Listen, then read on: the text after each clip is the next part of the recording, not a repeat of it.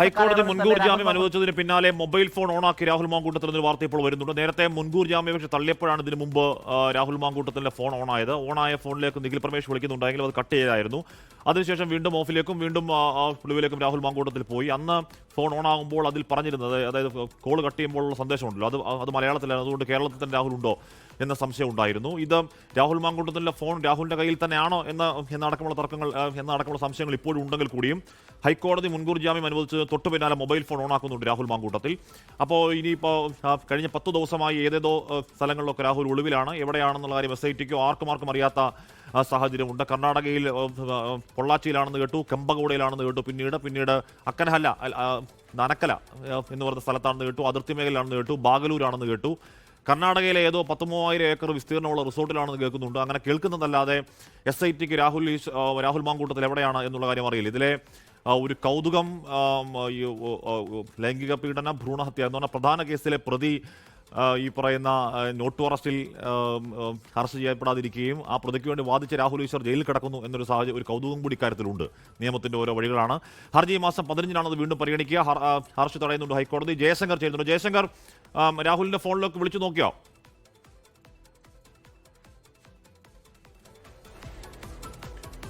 ഹൈക്കോടതി മുൻകൂർ ജാമ്യം അനുവദിച്ചതിന് പിന്നാലെ മൊബൈൽ ഫോൺ ഓണാക്കുന്നുണ്ട് രാഹുൽ മാങ്കൂട്ടത്തിൽ. രാഹുൽ ഇനി പുറത്തേക്ക് വരുമോ, മാധ്യമങ്ങളോട് സംസാരിക്കുമോ, അദ്ദേഹത്തിന് പറയാനുള്ള കാര്യങ്ങൾ ഇനിയെങ്കിലും പറയുമോ തുടങ്ങിയ ചോദ്യങ്ങൾ അവിടെ നിൽക്കുന്നുണ്ട്. നേരത്തെയുള്ള ഒരു ഘട്ടത്തിലും രാഹുൽ മാങ്കൂട്ടത്തിലെ കേസുമായി ബന്ധപ്പെട്ട ഏതെങ്കിലും തരത്തിലുള്ള വിശദാംശങ്ങൾ പറയാൻ തയ്യാറായിരുന്നില്ല. ഇതിപ്പോൾ ഇത്രയാവുന്നുണ്ട്.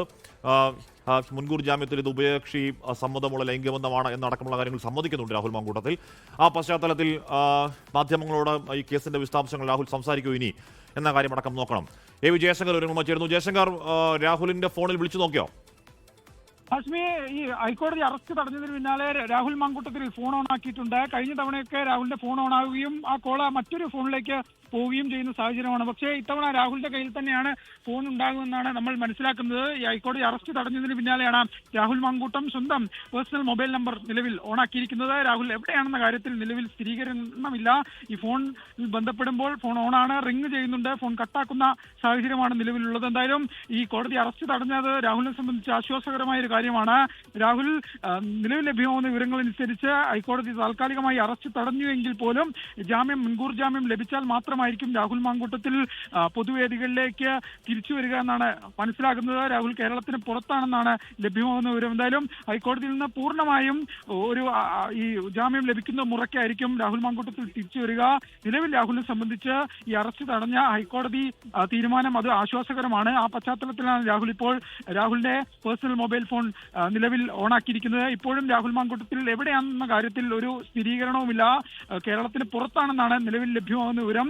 15-ാം തീയതി കേസ് ഹൈക്കോടതി പരിഗണിക്കുകയും ആ ഘട്ടത്തിൽ ജാമ്യം ലഭിക്കുകയാണെങ്കിൽ, മുൻകൂർ ജാമ്യം ലഭിക്കുകയുമാണെങ്കിൽ രാഹുൽ മാങ്കൂട്ടത്തിൽ പൊതുവേദികളിലേക്ക് തിരിച്ചു വരും. അല്ലാത്ത പക്ഷം ആ സാഹചര്യം അനുസരിച്ച് നീങ്ങാനാണ് നിലവിലെ തീരുമാനം. എന്തായാലും താൽക്കാലിക ആശ്വാസമാണ് രാഹുലിനെ സംബന്ധിച്ച്. പക്ഷേ രാഹുൽ മാങ്കൂട്ടത്തിൽ അറസ്റ്റ് തടഞ്ഞ സാഹചര്യത്തിൽ പാലക്കാടേക്കോ സ്വന്തം നാടായ അടൂരിലേക്കോ വരുമെന്ന കാര്യത്തിൽ നിലവിൽ സ്ഥിരീകരണമില്ല. അങ്ങനെ വരാനുള്ള സാധ്യതയില്ല.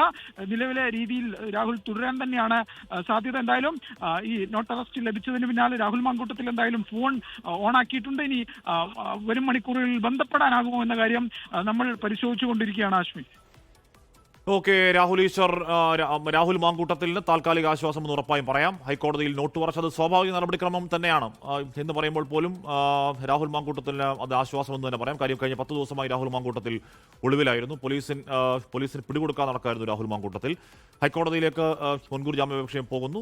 ഹൈക്കോടതി ഈ മാസം 15-ാം തീയതിയാണ് പരിഗണിക്കുക. 15-ാം തീയതി പരിഗണിക്കുന്നതിന് അതുവരെ നോട്ട് അറസ്റ്റാണ്. രാഹുൽ ഇനി പോലീസിന്റെ ഈ പറയുന്ന ഒളിവിൽ നിന്ന് പുറത്തേക്ക് വന്ന് മാധ്യമങ്ങളോട് സംസാരിക്കണമെങ്കിൽ സംസാരിക്കുന്ന നടക്കാൻ, അദ്ദേഹത്തിന്റെ ഭാഗം ക്ലാറ്റ് വരുത്തണമെങ്കിൽ വരുത്തുന്ന ഭാഗം അടക്കമുള്ള കാര്യങ്ങൾ രാഹുലിന് ചെയ്യാം. ലോകത്തെവിടെയായാലും ഏത് സമയത്തും 24 വാർത്തകളും ഓഗ്മെന്റഡ് റിയാലിറ്റി പാക്കേജുകളും എക്സ്പ്ലെയിനറുകളും വിശദമായി കാണാൻ ഞങ്ങളുടെ യൂട്യൂബ് ചാനൽ നിങ്ങൾക്ക് സബ്സ്ക്രൈബ് ചെയ്യാം.